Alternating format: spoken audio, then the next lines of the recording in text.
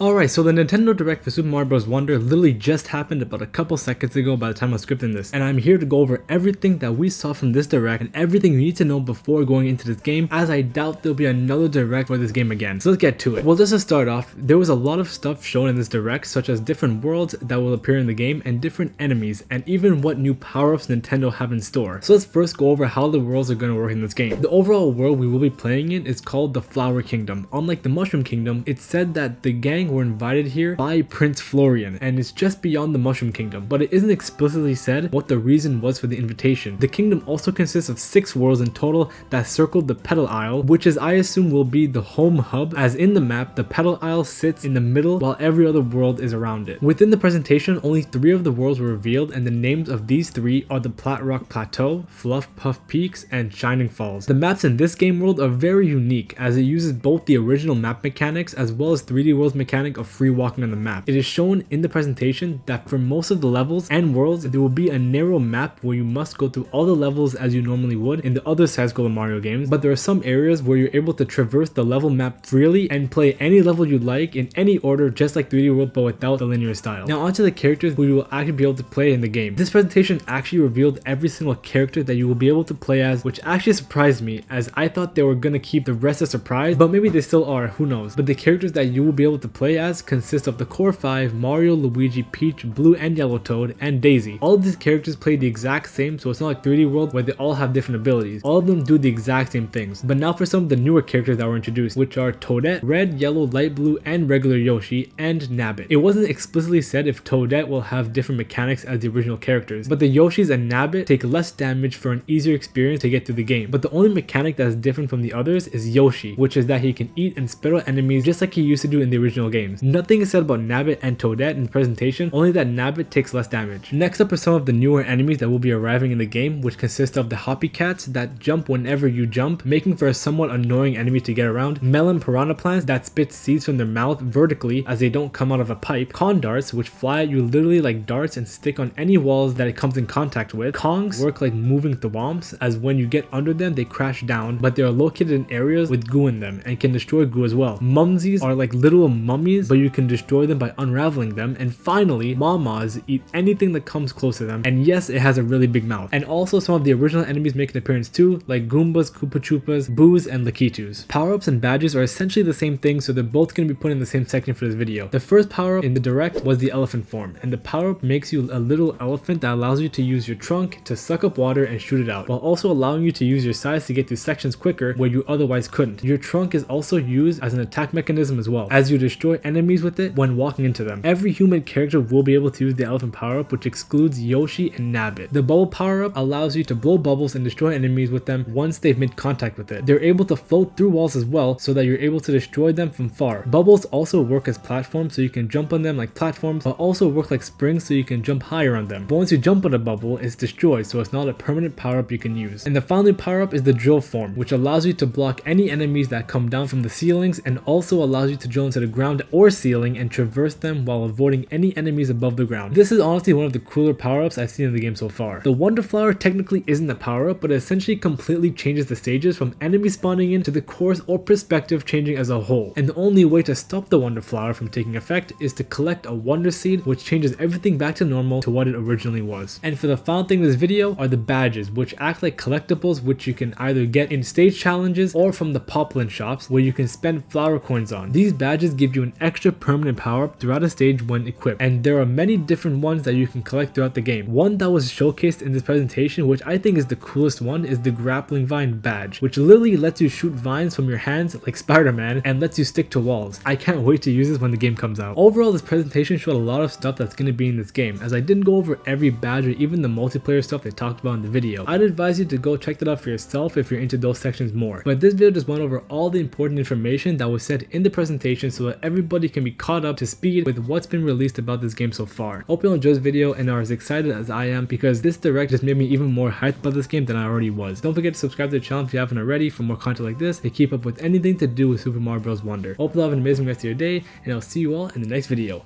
Peace!